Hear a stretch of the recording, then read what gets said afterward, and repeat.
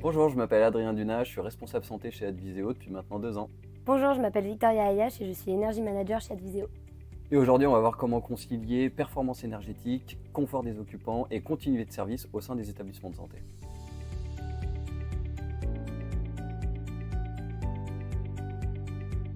Alors je dirais qu'il y a aujourd'hui une équation à plusieurs inconnus. D'un côté, on a des coûts de l'énergie qui fluctuent énormément. On peut le voir avec le contexte géopolitique actuel et donc du coup une vraie incertitude budgétaire pour les établissements. Et de l'autre côté, on a des contraintes réglementaires qui se durcissent aujourd'hui. On avait le décret tertiaire, le décret BAX. Aujourd'hui, on a des lois sur la qualité de l'air, la loi DADU qui s'applique à des bâtiments qui tournent 24 heures sur 24 et 7 jours sur 7 avec des contraintes de confort et de sécurité très importantes. Ouais, effectivement, comme tu le dis, les sujets dans les problématiques sur les bâtiments hospitaliers, c'est qu'on est sur des bâtiments qui fonctionnent 24 heures sur 24, 7 jours sur 7, donc impossibilité de faire des réduits ou de piloter avec des horaires très précis puisqu'on a des gens qui sont hospitalisés. Il y a aussi un sujet de confort finalement parce qu'on est quand même sur des patients qui sont là toute la journée, toute la nuit, donc il faut aussi veiller à un certain confort. Tu parlais de sécurité aussi, il y a le côté qualité de l'air, qualité des chambres dans lesquelles sont hospitalisées les personnes. En fait, on a des problématiques vraiment de santé qui De se posent santé, à de nous. stérilisation, Exactement. des contraintes très très fortes. Donc tous ces problèmes-là rendent encore plus compliqué le côté energy management dans le secteur de la santé. Oui.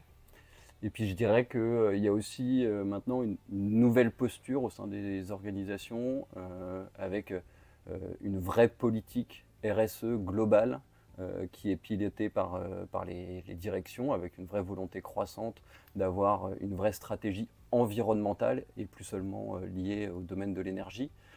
Et donc de conjuguer finalement ce côté économie d'énergie avec décarbonation qui change aussi un petit peu les paradigmes de notre métier. Ouais, quand tu parles de décarbonation, ça me fait beaucoup penser au fait qu'on arrive surtout sur des parcs qui sont très vieillissants, des parcs techniques anciens. On a des bâtiments qui sont construits il y a de ça des années, avec pas forcément des technologies très poussées. Et donc aujourd'hui, on voit de plus en plus sur le marché arriver ces nouvelles technologies qui sont plus efficientes et plus respectueuses de l'environnement. Donc en fait, ça s'inscrit aussi dans cette question de comment moderniser notre parc technique et comment utiliser des technologies plus pérennes et plus respectueuses de l'environnement, effectivement, sur ces sites.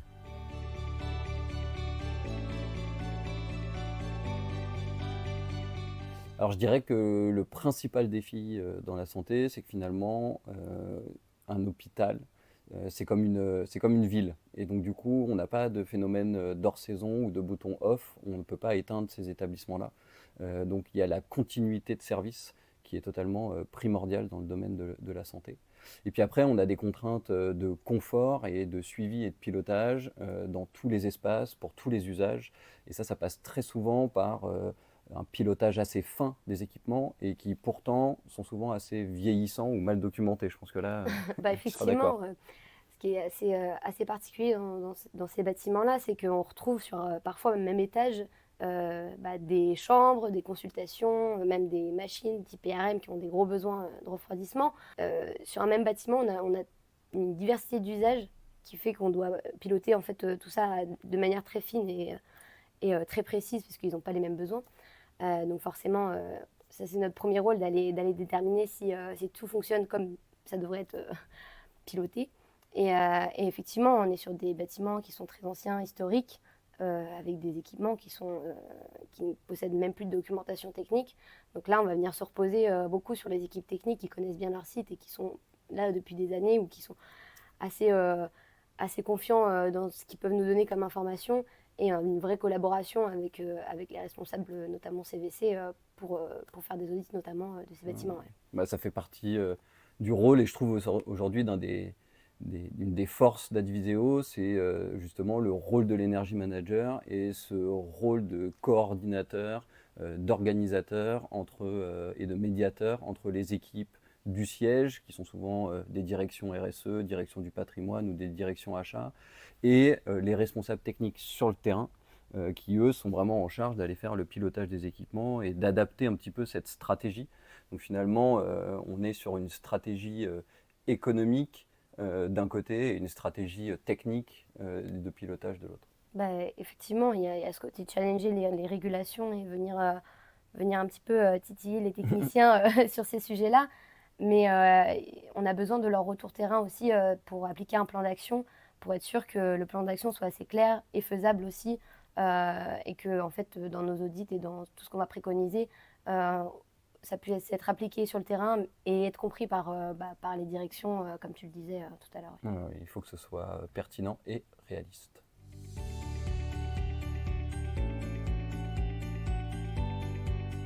Alors je dirais que le point de départ, il est peut-être assez commun à n'importe quel secteur, c'est forcément d'avoir une bonne vision de son patrimoine et donc du coup la mise en place d'une plateforme de suivi énergétique qui permet d'avoir un premier niveau d'analyse de ses consommations et donc potentiellement de pouvoir déjà prioriser certaines actions sur son parc d'établissement.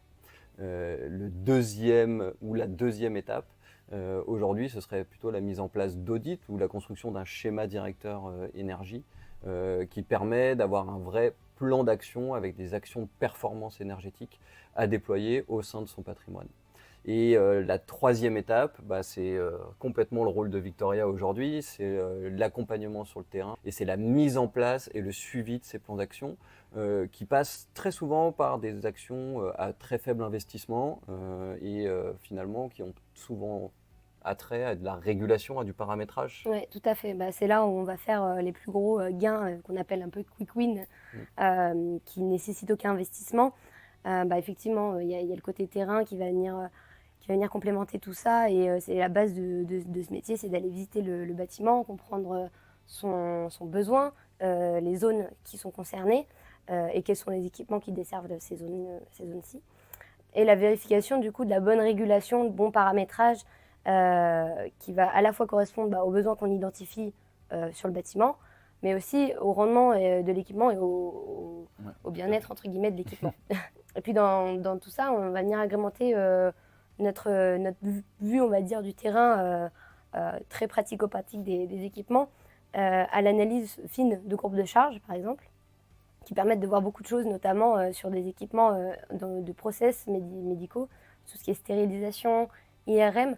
On se rend compte de plus en plus qu'on peut faire quand même pas mal d'actions qui n'impactent pas la machine ni le besoin de la zone, mais qui permettent des grosses économies à aller chercher. Et en fait, tout ce petit monde qui travaille ensemble, ça permet effectivement d'établir des plans d'action qui sont en cohérence avec le fonctionnement du bâtiment, mais on va dire plus précis et qui permettent du coup de faire des économies d'énergie.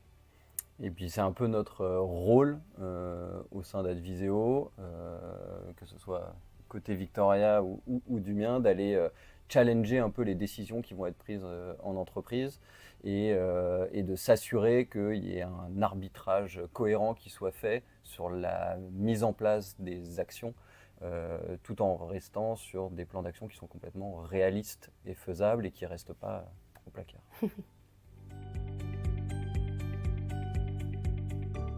Alors actuellement, on est en pleine campagne d'audit énergétique sur un groupe hospitalier en région parisienne.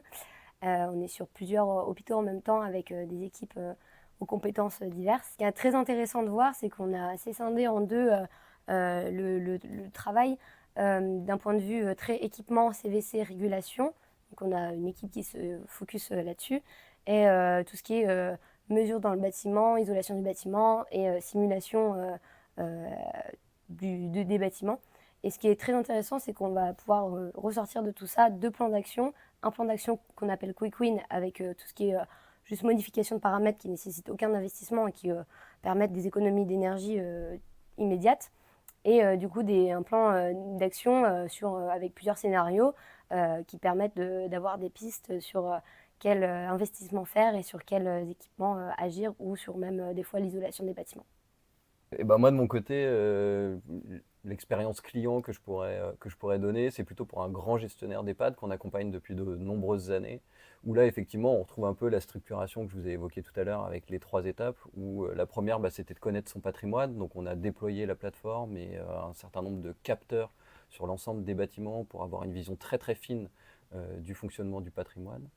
La deuxième étape, ça a été de construire ce schéma directeur énergie pour aller trouver les plans d'action à déployer sur l'ensemble du parc et de savoir où est-ce qu'on allait prioriser nos actions, notamment de régulation et de paramétrage, puisque on était plutôt sur des actions quick win qu'avec gros investissements. Et la troisième étape, ça a été justement la mise en place de ces plans d'action, le suivi de ces plans d'action et le monitoring au sein de la plateforme, en relation avec les équipes terrain et donc les responsables techniques sur place, les mainteneurs et le siège. Et donc c'est tout un travail de coordination qui sont réalisés par nos EM.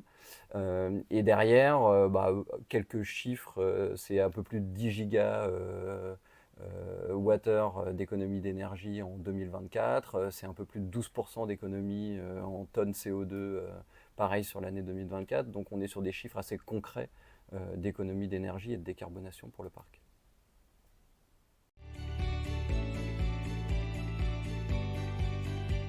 Alors pour moi, il est fondamental, voire essentiel.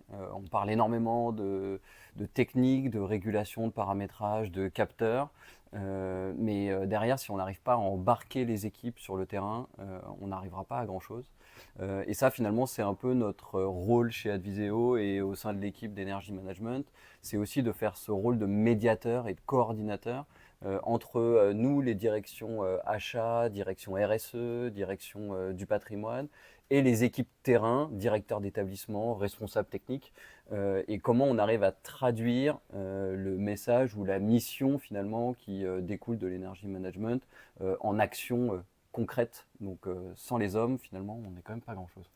Ouais, effectivement, je pense que c'est le premier challenge quand on commence un projet, c'est de venir expliquer en fait notre rôle et l'intervention d'un EM sur un site, notamment aux équipes techniques. Essayer de vraiment insister sur le fait que c'est une collaboration et que sans eux, on ne pourrait rien faire. On a besoin de leur connaissance et on a besoin d'aller les challenger. Et effectivement, l'humain rentre beaucoup en compte puisqu'il faut créer cette relation de confiance et de communication entre les deux parties.